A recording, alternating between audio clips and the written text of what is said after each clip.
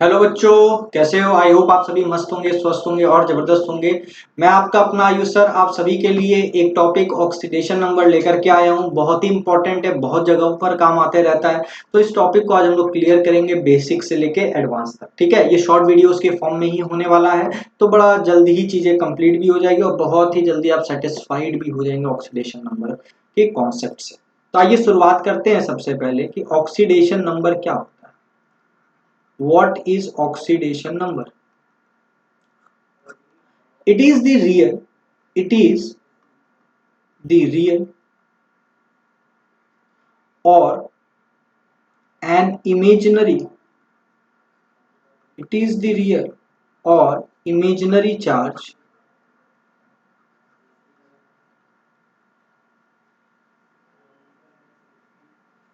present, इधर लिख दे रहा हूं टी है ना, on an atom or molecule और रेडिकल। और रेडिकल क्या बेसिकली है? पॉली एटॉमिक एनायंस के लिए हम लोग वर्ड रेडिकल इस्तेमाल करते हैं। रेडिकल्स की जगह पे आप डायरेक्ट आयंस भी लिख सकते हैं, कोई दिक्कत की बात नहीं है। लेकिन एटम और मॉलिक्यूल हो सकता है कि चार्ज हो और ये भी हो सकता है कि चार्ज ना हो।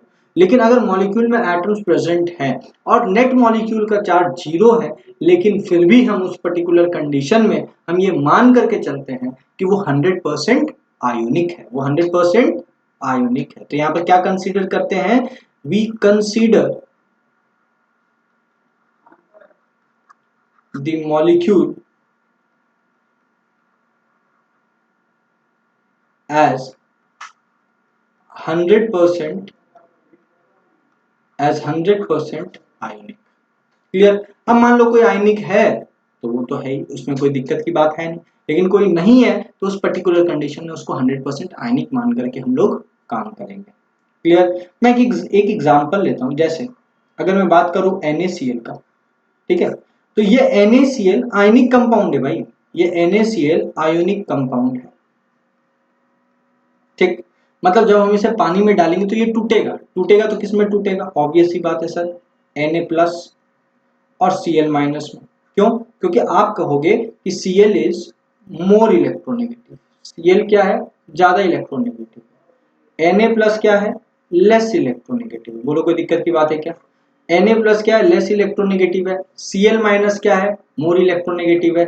इसीलिए अगर ये 100% आयनिक है तो इलेक्ट्रॉन कंप्लीट ट्रांसफर लेगा from less electronegative to more electronegative, जिस कारण इस Cl के ऊपर में क्या आ गया? एक नेगेटिव चार्ज आ गया, और जिस कारण इस Na के ऊपर क्या आ गया? एक प्लस चार्ज आ गया। तो मैं पूछूंगा कि Na का ऑक्सीडेशन नंबर क्या है इस NaCl में, तो आप बोलोगे +1। और Cl का ऑक्सीडेशन नंबर क्या है इस कंपाउंड में?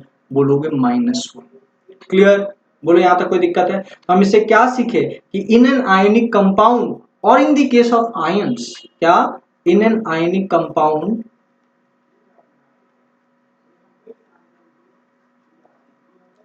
or in the case of ions, the charge on every atom is considered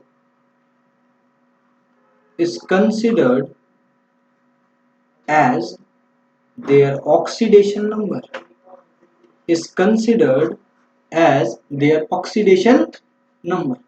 बोलेंगे सर ठीक है, आयनिक कंपाउंड का तो केस हमें समझ में आ गया। लेकिन अगर मैं बात करूंगा HCl का, अब आपके मन में क्या दुविधा होगी? आपके मन में उथल पुथल होने वाला है।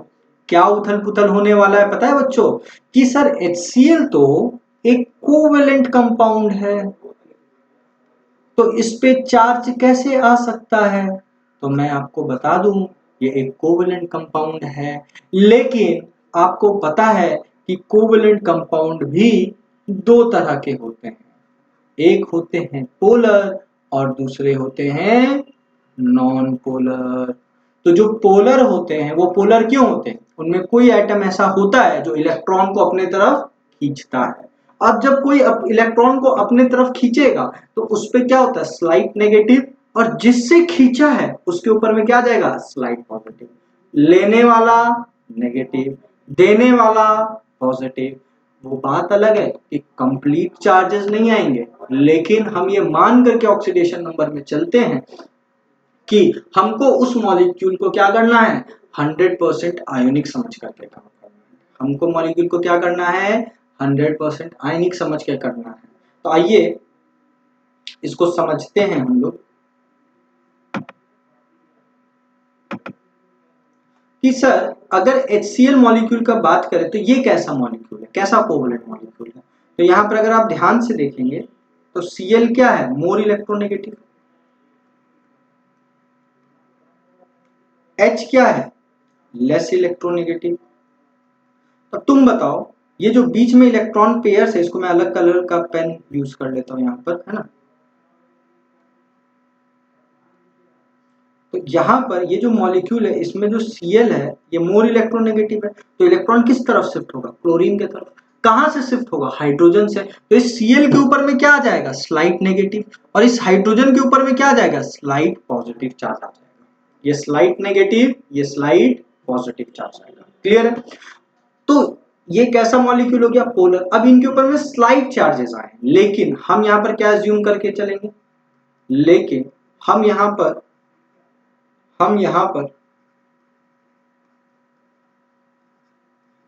ये एज्यूम करके चलेंगे, ये एज्यूम करके चलेंगे कि ये 100% आयोनिक है, ये 100% आयोनिक है। तो अगर इस पे स्लाइट नेगेटिव है, मतलब अगर आप 100% आयनिक समझेंगे और अगर आप इसे पानी में डालेंगे तो ये कंप्लीट नेगेटिव चार्ज इसके ऊपर आ जाएगा और हाइड्रोजन के ऊपर में कंप्लीट पॉजिटिव चार्ज आ जाएगा। तो मैं यहां पर क्लोरीन का HCl मॉलिक्यूल में इसका ऑक्सीडेशन नंबर क्या बोलूंगा, -1 बोलूंगा, और वहीं हाइड्रोजन का क्या बोलूंगा, +1 बोलूंगा। बोलो कोई दिक्कत की बात है क्या। तो 1 ही क्यों, क्योंकि एक ही नेगेटिव चार्ज आने के चांसेस है।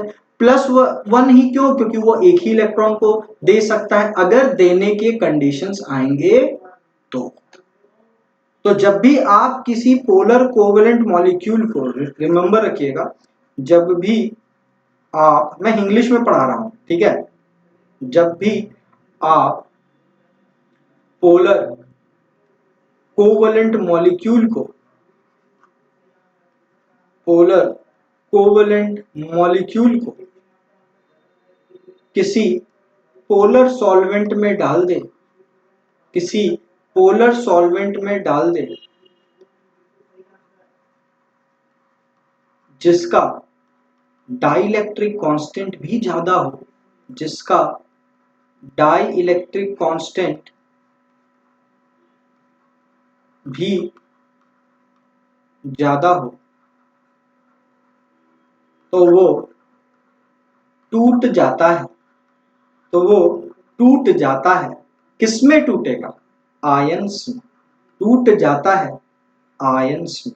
तो जब भी आपको 100% आयनिक आप सोचेंगे ना, तो आपको ऐसा सोच करके चलना है कि आप उसे किसी पोलर सॉल्वेंट जिसका डाइलेक्ट्रिक कांस्टेंट हाई हो, जैसे अपना वाटर हो गया, भाई अपना वाटर भाई साहब इसमें माहिर है, तोड़ने में उनको बड़ा मजा आता है। वो भी कैसे, पोलर कोवेलेंट मॉलिक्यूल्स को, वो भी कैसे, एक आयनिक कंपाउंड को तोड़ने में उन्हें बड़ा मजा आता है। वो उसे तोड़ देगा, दोनों चार्जेस को अलग अलग कर देगा, चार्जेस कंटेनिंग एटम्स को अलग अलग कर देगा।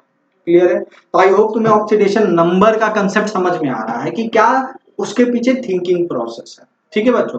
अब मैं इसमें एक और आपको चीज बताना चाहूंगा कि बहुतों को क्या लगता है, बहुतों को क्या लगता है बच्चों, कि जो ये ऑक्सीडेशन नंबर है ना, उसको हम एक्सपेरिमेंटली फाइंड आउट कर सकते हैं। तो मैं बता दूं, oxidation number do not have any experimental significance, कोई एक्सपेरिमेंटल सिग्निफिकेंस नहीं है। मीन्स इसका मतलब क्या हुआ, we can not we cannot find out the oxidation number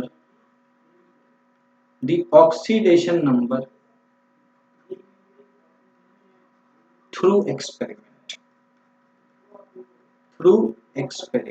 experimentally आप ऑक्सीडेशन नंबर फाइंड आउट नहीं कर सकते, ध्यान रखिएगा। क्लियर? तो ऑक्सीडेशन नंबर क्या है? This is a theoretical concept, ये एक थ्योरेटिकल कॉन्सेप्ट है, एक इमेजिनरी कॉन्सेप्ट है, एक इमेजिनरी कॉन्सेप्ट है। क्लियर? ऑक्सीडेशन नंबर क्या है? एक इमेजिनरी कंसेप्ट है, एक थ्योरेटिकल कंसेप्ट। क्लियर? अब सवाल आएगा सर जब आप लोग इसको एक्सपेरिमेंटली फाइंड आउट ही नहीं कर सकते हो तो फिर इसको पढ़ने का क्या जरूरत है? तो मैं आपको बता दूं, याद है हम लोग मोल कंसेप्ट पढ़े थे 9 में, ठीक है, 9th क्लास में आपने मोल कंसेप्ट पढ़ा होगा, और उस मोल कंसेप्ट में आपने एक चीज देखी होगी, नोट डाउन की होगी मोल कंसेप्ट में, कि हम लोग को क्या करना पड़ता है, सबसे पहले बैलेंस करना पड़ता है रिएक्शन को, और फिर हम लोग रिएक्टेंट का क्या वजन है और प्रोडक्ट का क्या है वो हम लोग निकाल पाते हैं, ठीक है, by using the unitary method. लेकिन मैं बता दूं एक कंसेप्ट होता है, कंसेप्ट ऑफ, या आप कह सकते हो इक्विवेलेंट का कंसेप्ट होता है, और इक्विवेलेंट के कंसेप्ट के लिए आपको वैलेंसी फैक्टर की जरूरत पड़ती है, ठीक है, या एन फैक्टर आप कह सकते हो। और आप किसी भी रिएक्शन में किसी भी रिएक्टेंट का एन फैक्टर तभी फाइंड आउट कर सकते हो जब आपको ऑक्सीडेशन नंबर निकालना होता है। तो इस इक्विवेलेंट कंसेप्ट को लगा करके क्वांटिटेटिव एनालिसिस किया जा सके, कौन कितना बनेगा, कौन कितना कंज्यूम होगा रिएक्शन में, विदाउट बैलेंसिंग द रिएक्शन। जब आप इक्विवेलेंट कंसेप्ट लगाओगे ना तो बैलेंस करने की कोई जरूरत नहीं पड़ने वाली है आपको, रिएक्शन को बिना बैलेंस किए आप फाइंड आउट कर सकते हो, और वो आप तभी लगा सकोगे जब आपको इक्विवेलेंट कंसेप्ट पता होगा, और इक्विवेलेंट कंसेप्ट के लिए आपको एन फैक्टर निकालना पड़ेगा, और एन फैक्टर निकालने के लिए ऑक्सीडेशन नंबर पता होना चाहिए। तो चीजों को आसान बनाने के लिए साइंटिस्टों ने इक्विवेलेंट कंसेप्ट का हम लोगों को नया कॉन्सेप्ट दिया, और इस इक्विवेलेंट कंसेप्ट का इस्तेमाल करके हम आसानी से क्वांटिटेटिव एनालिसिस के क्वेश्चन को बना सकते हैं, जिसके लिए हमें ऑक्सीडेशन नंबर की जरूरत पड़ेगी। तो आई होप तुम्हें ऑक्सीडेशन नंबर क्या है, इसकी जरूरत क्या पड़ी, कब हम किसका ऑक्सीडेशन नंबर निकाल सकेंगे, कैसे निकाल सकेंगे, इनके लिए साइंटिस्टों ने कुछ रूल्स को डिफाइन किया। अब वो रूल्स क्या है, कैसे हैं, वहां पर क्या क्या रूल्स आते हैं, इन सारी बातों पे चर्चा हम लोग नेक्स्ट वीडियो पे करेंगे। तो आज का वीडियो ऑक्सीडेशन नंबर क्या है इसी पर था, कैसे निकाला जाएगा इस पे नेक्स्ट वीडियो पे बात करेंगे, क्योंकि हमारा मोटो क्या है, शॉर्ट वीडियोस, शॉर्ट में बेसिक से लेके एडवांस तक कंसेप्ट देने का, हम लोग डेप्थ में पढ़ेंगे शॉर्ट वीडियोस। ठीक है, ओके बाय, मिलते हैं बच्चों नेक्स्ट क्लास में। ठीक है।